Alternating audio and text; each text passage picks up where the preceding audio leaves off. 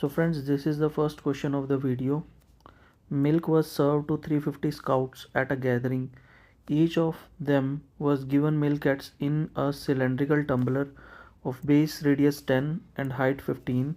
If the donor purchased milk at a rate of 50 rupees per liter, how much amount was spent? तो amount निकालने के लिए हमें क्या करना पड़ेगा? अमाउंट कैसे निकलेगी?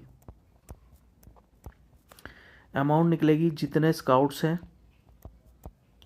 मल्टीप्लाई बाय जितनी वॉल्यूम है 22/7 इंटू वॉल्यूम क्या होती है सिलेंडर की पाई 22/7 r² 10 into 10 into height that is 15 into कितने रुपए पर लीटर की बात कर रहा हूँ 50 रुपीज़ पर लीटर। अब क्योंकि पर लीटर है तो हमें 1000 से डिवाइड भी करना पड़ेगा। ठीक है, अब फ्रेंड्स देखो आप क्या करोगे, ये सारी कैलकुलेशन आप करोगे तब आपका आंसर निकलेगा रुपीज़ में। ठीक है, आप ज़ीरोज़ से ज़ीरोज़ काटोगे यहाँ पे, फिर आप मल्टीप्लाई करोगे कुछ से कुछ करोगे तो आपका आंसर आएगा। देखो अगर तो ये क्वेश्चन में ऑप्शन ना दिए होते तो हम ऐसे करते, मतलब पूरी कैलकुलेशंस करते, बट हमें ऑप्शंस दिए हुए हैं। ठीक है, तो हमें पता है कि जो हमारा आंसर जो भी आएगा ना, देखो यहाँ से 7 से 50 पे चला जाएगा। अब हमारा जो भी आंसर आएगा वो 11 का मल्टीपल ज़रूर होगा, क्योंकि 22 में 11 होता है। 11 का मल्टीपल ज़रूर होगा, यानी आंसर जो है वो 11 से डिवाइड ज़रूर होगा। तो ना तो 80,000 11 से डिवाइड होता है, ना 81 ना 83, ओनली 82,500 11 से डिवाइड हो सकता है। So answer is option B. Next question, train is running at a speed of 108 kilometre per hour, crosses a 200 metre long platform in 15 second. तो train, what is the length of the train? Length जो train की length है, मान ली हमने L है, तो वो train अपनी लेंथ भी कवर करेगी और 200 मीटर ब्रिज की या प्लेटफॉर्म की लेंथ भी कवर करेगी। किस स्पीड से? 108 किलोमीटर पर आवर की स्पीड से। और किलोमीटर पर आवर है, लेकिन हमें आंसर जो बाकी चीज़ें दी हुई हैं वो मीटर और सेकंड में दी हुई हैं, तो किलोमीटर पर आवर को हम मीटर पर सेकंड में चेंज करेंगे। उसके लिए हम इसको इंटू 5/18 करेंगे, दैट इज़ इक्वल टू, तो टाइम कितना लग रहा है? देखो ये डिस्टेंस इतनी स्पीड से कवर हो रहा है, ये जो L+200 है ये इतनी नीचे वाली स्पीड से कवर हो रहा है, तो टाइम कितना दिया हुआ? 15 सेकंड में वो कवर कर रही है। तो यहाँ से आप L निकाल सकते हो बड़े आराम से, 18 6 so L+200 is equal to 6 into 5 is 30। ये सारा 30 जो है उधर जाके मल्टीप्लाई होगा, 30 इंटू 15 इज 450। सो L कितना आएगा यहाँ से? 450 minus 200 which is 250. So option B is correct. Next question. Friends, this is a question of trigonometric identities. तो क्या आएगा इसका आंसर? वैसे तो देखो 1 माइनस साइन ए 1 प्लस साइन ए क्या होगा? 1 माइनस साइन स्क्वायर ए,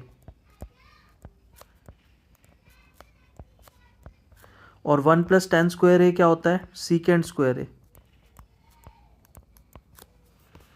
1 माइनस साइन स्क्वायर ए क्या होता है? कॉस स्क्वायर ए इंटू सीकेंट स्क्वायर ए। अब कॉस और सेक आपस में उल्टे होते हैं, ठीक है, तो ये दोनों आपस में कट जाएंगे, आंसर आएगा 1, option A. Next question, A B C D is a quadrilateral, A C B D are diagonals, length of B D, diagonal की लेंथ दी हुई है 20, और height of triangles A B D and B C D दी हुई है 6 and 8। Find the area of the quadrilateral. तो ऐसे में एरिया क्या होता है बेटा?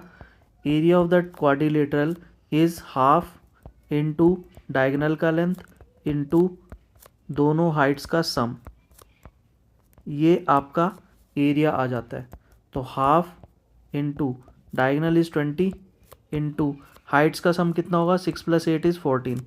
सो 2 से ये 10 पे चला गया, सो कितना आएगा? 10 into 14, that means 140, option A. Next question, a mixture contains acid and water in the ratio 4:7, 10 litres of water is added to it, the ratio becomes 8:19। देखो एक तो एसिड है एक वाटर है, तो एसिड और वाटर का रेशो है 4:7, 10 लीटर वाटर ऐड करने के बाद रेशो हो गया 8:19। ठीक है, ये कब हुआ रेशो? जब उसमें 10 लीटर वाटर ऐड कर दिया। तो एसिड तो सेम है पहले भी और बाद में भी। ठीक है, तो बाद में अगर एसिड 8 है तो पहले भी एसिड 8 ही होगा। ठीक है, अब वाटर हम 10 लीटर ऐड कर रहे हैं। ठीक है, तो वाटर की क्वांटिटी तो चेंज होगी बट एसिड तो सेम रहेगा। ठीक है, अगर यहाँ 8 है तो हमें यहाँ पे भी 8 बनाना पड़ेगा। दैट मीन्स हमें 2 से मल्टीप्लाई करना पड़ेगा इस रेशो को। तो अब रेशो कितनी आ जाएगी? 8:14। ठीक है, तो 8:14 और बाद वाली रेशो कितनी है? 8:19। अब एसिड बराबर है। ठीक है, अब 19 यूनिट माइनस 14 यूनिट। ठीक है, ये डिफरेंस बराबर होगा 10 लीटर्स के। ठीक है, बट ये 19 माइनस 14 कैसे आ रहा है? जब हमने इस रेशो को 2 से मल्टीप्लाई किया। ठीक है, लेकिन ओरिजिनली एसिड कितना था? 4 यूनिट, वाटर कितना था? 7 यूनिट। ठीक है, तो इसमें हमने 2 से मल्टीप्लाई किया था, तब जाके ये गैप जो है वो 5 यूनिट आया है। ठीक है, तो हमें ओरिजिनल क्वांटिटीज़ निकालने के लिए इस 5 यूनिट को डिवाइड करना पड़ेगा 2 से। ठीक है, तो एक्चुअल में 5/2 units is equal to 10 litres. ठीक है, तो यहां से 1 यूनिट की वैल्यू कितनी आएगी? 20/5, दैट मीन्स 4 लीटर्स। 1 यूनिट की वैल्यू है 4 लीटर्स। एसिड था कितना ओरिजिनली? 4 यूनिट, तो यानी कि कितना था? 4 × 4 16 लीटर्स। सो कौन सा ऑप्शन होगा? D. Next question. Raman travels with 30% less speed of the usual speed. He reached the school from home 15 minutes late. What is the usual time taken by him to travel from home to school? तो रमन क्या करता है? Home to school या school to home, distance is constant. वो home to school जा रहा है चाहे स्कूल टू होम आ रहा है, द डिस्टेंस इज कांस्टेंट। अगर डिस्टेंस कांस्टेंट है तो speed into time is equal to distance. Distance है कांस्टेंट, इसका मतलब स्पीड जो है वो टाइम के इन्वर्सली प्रोपोर्शनल है। ठीक है, अब वो बोल रहा है कि स्पीड 30% लेस पे जब वो ट्रैवल करता है, तो फ्रेंड्स अगर बात करें स्पीड की, तो स्पीड अगर यूजुअल स्पीड 10 है, ठीक है, तो बाद वाली स्पीड कितनी होगी? 30% लेस पे वो चल रहा है बाद में, मतलब 30% कितना होगा 10 का? 3, तो 3 लेस पे चल रहा है वो स्पीड में, यानी 10 से कितनी हो गई? 7। तो टाइम कितना लगेगा? टाइम स्पीड का उल्टा होगा। ठीक है, तो यानी अगर टाइम पहले 7 लग रहा था, बाद में लगेगा 10।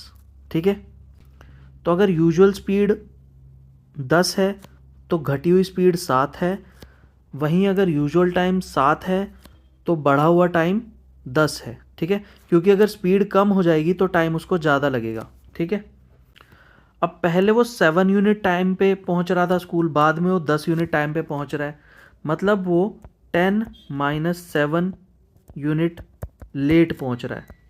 ठीक है, और ये कितना लेट दिया हुआ है? 15 मिनट्स लेट।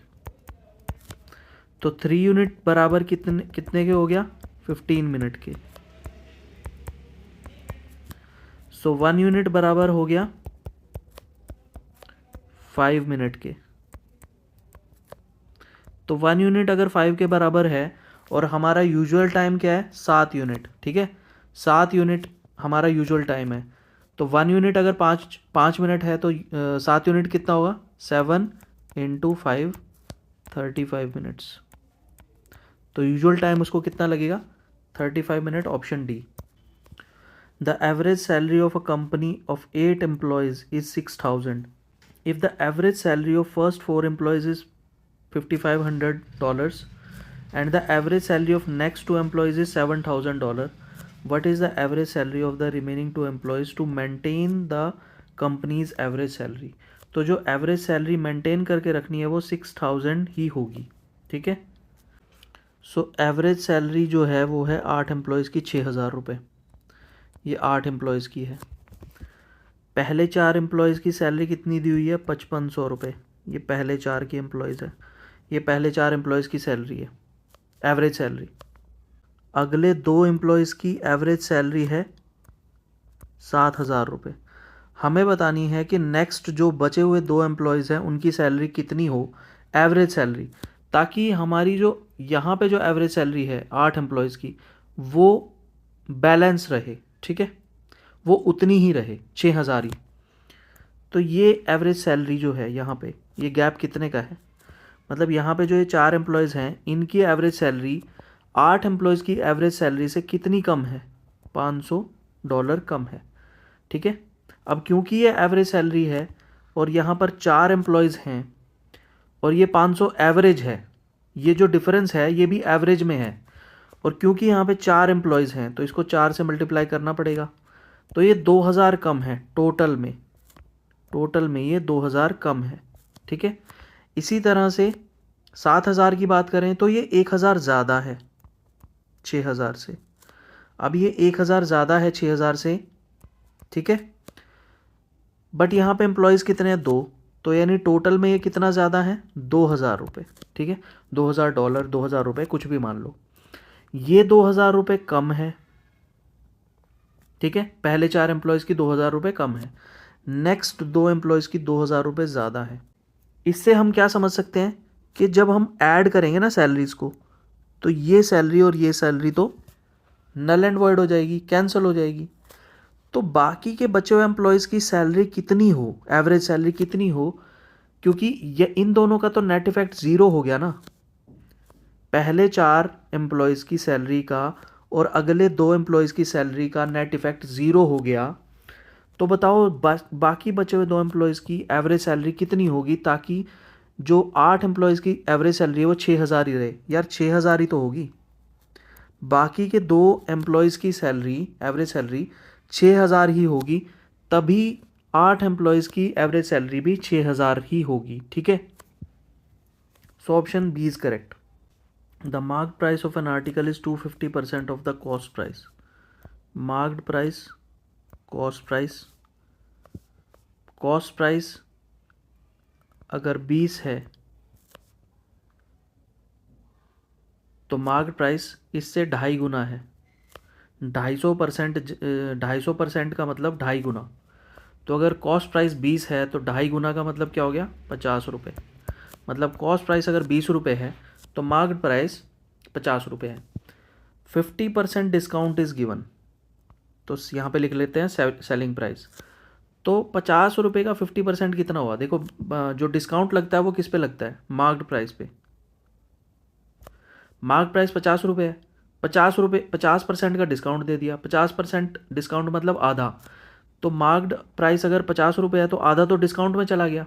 तो सेलिंग प्राइस कितना आएगा? Mark price minus discount. Discount कितना है? आधा, तो 50 का आधा 25 रुपये, तो 25 रुपये का तो डिस्काउंट ही दे दिया। तो सेलिंग प्राइस कितना होगा? 25 रुपये। डिस्काउंट घटा के सेलिंग प्राइस कितना बनेगा? 25 रुपये। What will be the profit percentage? तो प्रॉफिट कैसे निकलता है? Selling price minus cost price divide by cost price into 100। तो selling price minus cost price 5 rupees divide by cost price 20 rupees into 100। So it is कितना आएगा? 25%। Option A is correct. Next question. A principal is lent at a certain rate of compound interest compounded annually. The amount at the end of 3 years is 13,310 and at the end of 4 years is 14,641. What is the principal? Principal बताना है क्या है। देखो, amount at the end of 4 years minus amount at the end of 3 years, तो यहाँ से 1 साल का ब्याज आ जाएगा हमारे पास।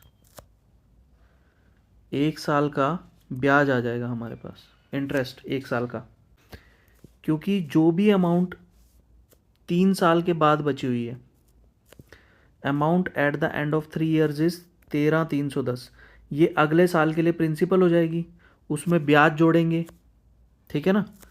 या हम इसको ऐसे लिख सकते हैं कि amount at the end of 3 years plus उस पर जो भी ब्याज होगा वो क्या बनेगा, amount at the end of 4 years बनेगा कि नहीं बनेगा। तो ब्याज कैसे निकलेगा, 4 ईयर्स के अमाउंट में से 3 ईयर्स का अमाउंट अगर हम माइनस कर देंगे तो ब्याज निकल जाएगा। ठीक है,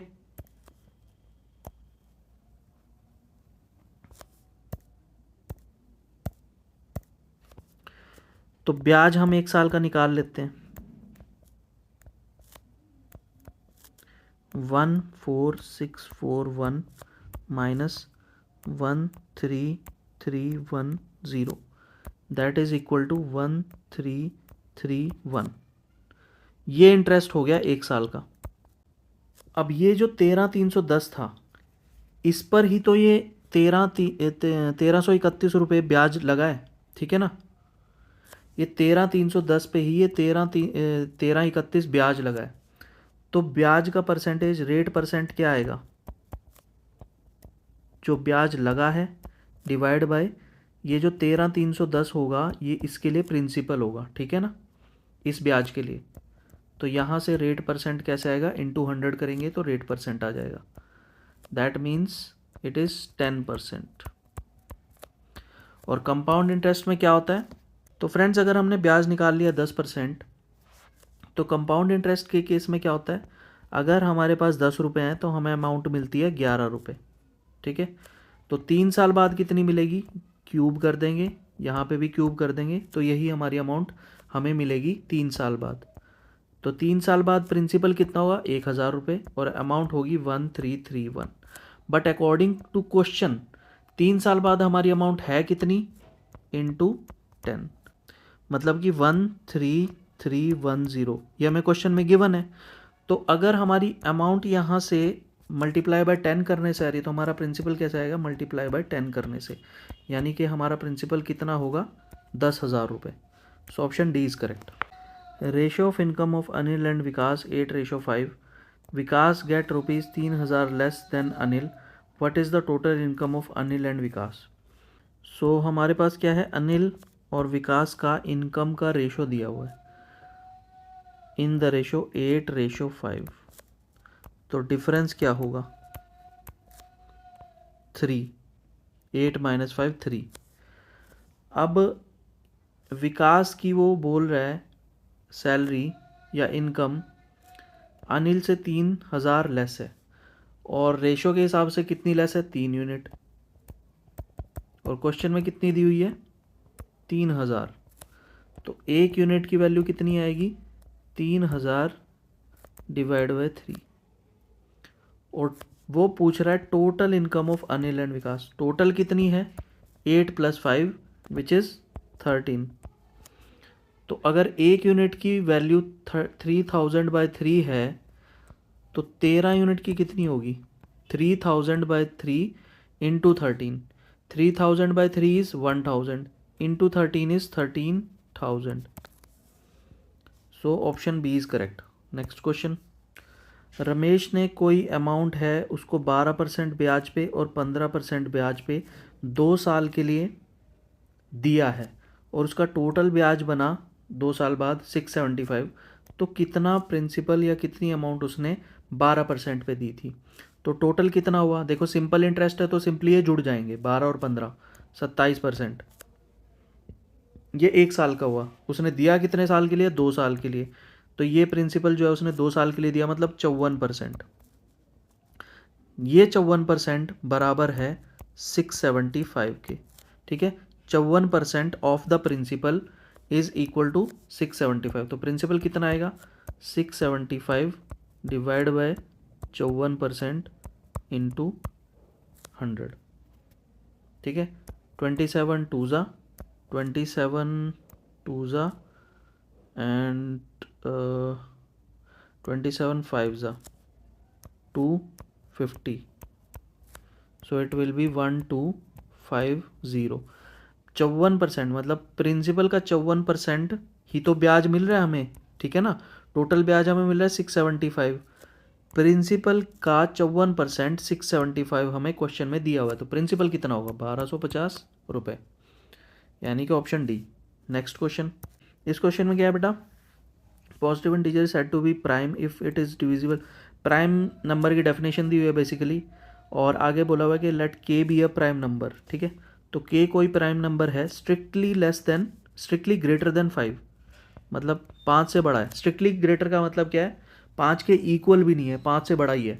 तो 5 से बड़ा कोई प्राइम नंबर है के, when K square plus 19 is divided by 12 the remainder will be. यार इसमें क्या करना है, 5 से बड़ा सबसे छोटा प्राइम नंबर ले लो। 5 से बड़ा और सबसे छोटा प्राइम नंबर कौन सा होगा, 5 से जस्ट ऊपर 7। तो 7 वैल्यू इसमें रख दो, के की वैल्यू 7 इसमें रख दो। के स्क्वायर कितना होगा 49 प्लस 19, इससे देख लो रिमाइंडर क्या आएगा 68। टोटल आएगा 68, 12 से डिवाइड करोगे 12 5 ज़ा 60, तो रिमाइंडर कितना आएगा 8। तो remainder will be 8। Option A is correct. If the capacity of a cylindrical tank is 14648, मतलब 14168, वॉल्यूम दी हुई है 14168, कैपेसिटी का मतलब वॉल्यूम। डायमीटर दिया हुआ है 28, तो रेडियस आ जाएगा 14। हाइट निकालनी है, तो वॉल्यूम क्या होती है, पाई 22/7 लेना है हमने, क्वेश्चन में दिया हुआ है। रेडियस का स्क्वायर यानी 14 × 14 इंटू हाइट हमें निकालनी है, दैट इज इक्वल टू 14168। तो काटा पीटी कर दो, 11 2 ज़ा 11 1, 11 2, 11 8, 11 8, 7 से 2 पे चला जाएगा। 2 × 2 इज़ 4, 4 से कितने पे जाएगा, 4 3 ज़ा 12, 4 2 ज़ा 8, 4 2 ज़ा 8। अब बस ये हाइट कितना आएगा, 14 से कितने पे जाएगा, 14 1 ज़ा 14, सॉरी इट विल बी 14 2 ज़ा 28 and 14 3 ज़ा 42. Height is 23. So option D is correct. Next question. So Komal sold 2 devices each for 4982. If she made 6% profit on first and 6% loss on second, what is the total cost of both the devices? So first device, there is a cost price, there is a selling price. Second device, suppose के first device का cost price 100 है, तो उस पर उसको profit हो रहा है 6% का, मतलब उसने बेचा 106 का। दूसरे का भी हमने कॉस्ट प्राइस मान लिया 100 रुपये है, उस पर उसको लॉस हो रहा है, इसका मतलब उसने बेचा 94 रुपीज़ का। बट अकॉर्डिंग टू क्वेश्चन उसने हर दोनों डिवाइसेस को सेम सेलिंग प्राइस पे बेचा है 4982 पे। तो अब उसने दोनों डिवाइसेस सेम सेलिंग प्राइस पे बेची है, बट हमारे पास सेलिंग प्राइस तो अलग अलग है, तो इनको सेम करना पड़ेगा। 94 है 2 × 47 और 106 है 2 × 53। तो सेलिंग प्राइस सेम करने के लिए क्या करना पड़ेगा, हमें इसको 47 से मल्टीप्लाई करना पड़ेगा, इसको 53 से मल्टीप्लाई करना पड़ेगा, ठीक है। तो अगर आप, तो सेलिंग प्राइस तो हो जाएंगे सेम, ठीक है ना। तो आप किसी भी एक को मल्टीप्लाई कर लो। सपोज़ हमने मल्टीप्लाई किया 106 और 47 को, तो यहाँ से कितना आएगा 0 4 7 इट विल बी 24।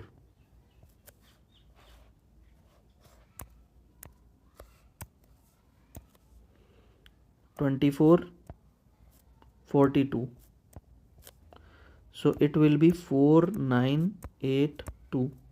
तो उसका सेलिंग प्राइस जो है 4982 ही आ रहा है, ठीक है। हमने जब मल्टीप्लाई किया, हमने जब 47 को इससे मल्टीप्लाई किया तो भी 4982 ही आएगा, 4982 ही आएगा, और इसको 53 से करेंगे तो भी 4982 ही आएगा, ठीक है। तो हमारे सेलिंग प्राइस तो हो गए सेम। तो हमने क्या किया था, ऊपर वाले को 47 से मल्टीप्लाई किया था, तो सीपी में भी 47 से मल्टीप्लाई होगा। नीचे वाले को 53 से मल्टीप्लाई किया था, तो नीचे वाले को सीपी को भी 53 से मल्टीप्लाई करना पड़ेगा, और टोटल कॉस्ट प्राइस निकालना है तो इन दोनों को ऐड करना पड़ेगा। यानी कि 4700 और 5300 ऐड होके कितना बन जाएंगे 10,000। So option D is correct. Friends, this is the last question of the video. If the mode of the following data is 7, find the value of K. So mode क्या होता है, किसी भी सीरीज़ में सबसे ज़्यादा बार आया हुआ नंबर मोड होता है। तो देख लो कि सबसे ज़्यादा बार कौन सा आ रहा है। 2 आ रहा है सबसे ज़्यादा बार, सिर्फ एक ही बार आया। 4 एक ही बार आया। 6 1 2 3, तो 6 जो है वो 3 बार आया है। 7 1 2 3, 7 भी 3 बार आया। उसके बाद 5 एक ही बार आया। 10 भी एक बार आया। 9 भी एक बार आया और 13 भी एक बार आया। ठीक है, तो सबसे ज़्यादा बार 2 नंबर आए हैं, या तो 6 आया है या फिर 7 आया है। ठीक है, सो फ्रेंड्स मोड जो है वो सबसे ज़्यादा बार आया हुआ नंबर होता है, जो कि मोस्ट फ्रीक्वेंटली यूज नंबर होता है। ठीक है, तो 6 भी 3 बार आया, 7 भी 3 बार आया। अब 2 मोड तो हो नहीं सकते, सबसे ज़्यादा बार कोई एक नंबर को तो आना पड़ेगा। ठीक है, तो 7 जो है वो मोड है। क्वेश्चन में बोला हुआ है कि 7 जो है वो मोड है। इसका मतलब 7 6 से एक बार ज़्यादा आया है। तो 7 जो है वो एक और बार आया कहीं ना कहीं। ठीक है, तो बाकी तो सारे नंबर फॉर्म में है, तो इसलिए हमें पता है। तो ये जो 2k+1 है ना, ये 7 होगा, तभी हमारा 7 जो है वो 4 बार आएगा। ठीक है, तो k की वैल्यू कितनी आएगी? 7 - 1 6 /2 = 3। k की वैल्यू आएगी 3, ऑप्शन ए।